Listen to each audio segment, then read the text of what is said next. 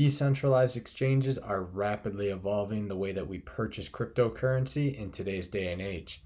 No longer do we need a centralized entity to control our cryptocurrency purchases.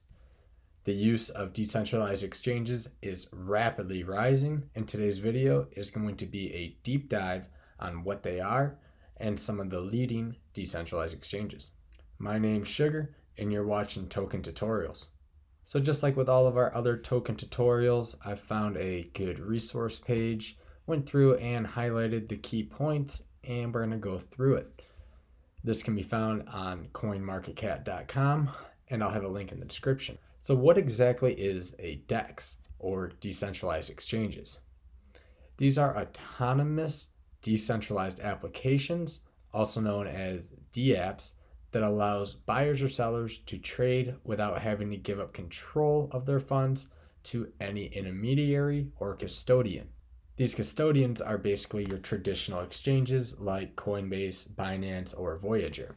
DEXs are different from centralized exchanges, who basically act as the custodian, and they essentially issue an IOU for users to trade on the platform. If you purchase Ethereum on Coinbase or Binance and decide to keep it on that platform, you don't actually own that Ethereum. You own a contract designating the right to that Ethereum. Once you actually transfer the Ethereum off of the exchange and onto your soft or hard wallet, then you actually own the Ethereum. With decentralized exchanges, you basically become that custodian instead of Coinbase or Binance doing it for you. So how do they work? They can essentially be divided into three categories depending on how they operate. And that's going to be with on-chain order books, off-chain order books, or through automated market makers, which is the most common that we see nowadays. With on-chain order books, these essentially act as network nodes, and they are assigned to maintain the records of all the orders. When a buy or sell order goes through, the nodes update the network, and because of this, it requires mining. It's similar to a Bitcoin transaction. With off-chain order books, these essentially record all the transactions off the chain and through a centralized entity, and that's why they can be thought of as quasi-decentralized. The most common one that we can see here is the Binance DEX, or Binance Decentralized Exchange. In this case, Binance is actually hosting the DEX and acting as that off-chain entity for actually certifying or proving that the transaction happened. Most commonly nowadays, we see automated market makers being the most common way that DEXs operate, and these are going to be utilized by all of the largest platforms like Uniswap, Kyber Network, SushiSwap, and PancakeSwap. The reason that we're seeing the rise in popularity is because they don't actually require an order book. So you don't have to rely on a quasi-centralized hosting network like Binance or any miners to maintain the actual network. They do this by utilizing smart contracts to form liquidity pools which automatically execute trades based on certain parameters. An example of this would be staking Cake on PancakeSwap, which I did a video tutorial on about a week ago. The process of me actually staking the Cake token is providing liquidity for the liquidity pool. And if people want to buy or sell with that Cake afterwards, once it's locked in the pool, they can do so by just executing a regular smart contract. Now, decentralized exchanges have certain advantages over a centralized exchange like Coinbase or Binance. The biggest is going to be security. The largest inherent risk to a centralized exchange is hacking, and we can see that with hacks of Coincheck, Mt. Gox, and Bitfinex, where millions of dollars were lost as a hack wiped out the central treasury of these exchanges. The custodial nature of centralized exchanges is often singled out for this reason. Having all your funds in one big treasury or basket makes it ideal for thieves to try and target. DEXs are less susceptible to this risk because the users are in charge of maintaining the security of their own accounts, not one sole entity. On top of this, it would not be lucrative for hackers to try and steal funds from individual wallets because they're generally a lot smaller than a giant treasury wallet of an exchange, and it's just so difficult and costly that the risk to reward just isn't worth it. Another advantage to using a DEX is privacy.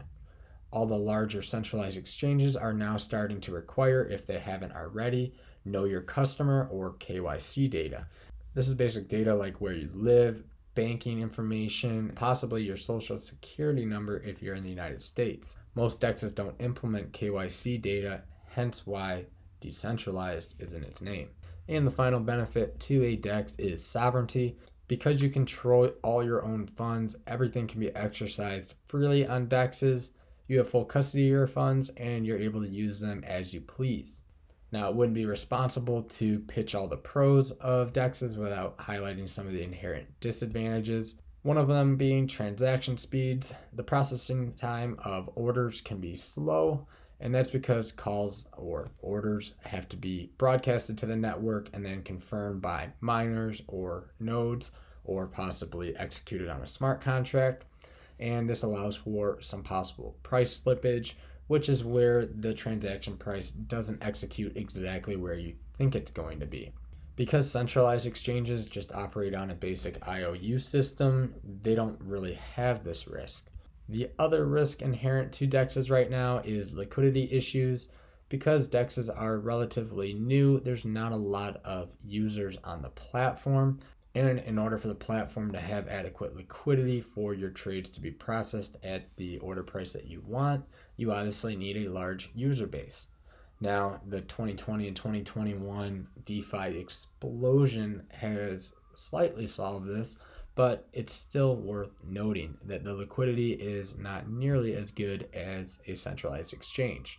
This is mainly because centralized exchanges are a lot easier for the novice and mainstream user to kind of access and use, and they're kind of everyone's first entryway into crypto. It'd be kind of like using a stockbroker compared to trading options. Using the DEX would be kind of like trading options versus just buying a stock from a stockbroker. And real quick, I just wanted to go over to PancakeSwap since this is one of my favorite DEXs to use and just highlight some of the things that you can do on it. If we head over to the trade and exchange area, we can swap tokens, which is the main function of a DEX. It's to take one token and exchange it or convert it for another. So in this case, we could take some BNB or Binance coin and we can transfer it into a wide variety of different coins. Now, liquidity pools are the other function that DEXs provide, and this is a way to earn some passive income through interest, or you can earn new tokens. As you can see here, if you stake the Cake token, you can earn the Pimon token, and that pays you back a 82% interest. You can also just stake regular Cake and earn Cake back. Basically, this high APY is a reward for providing liquidity to the platform.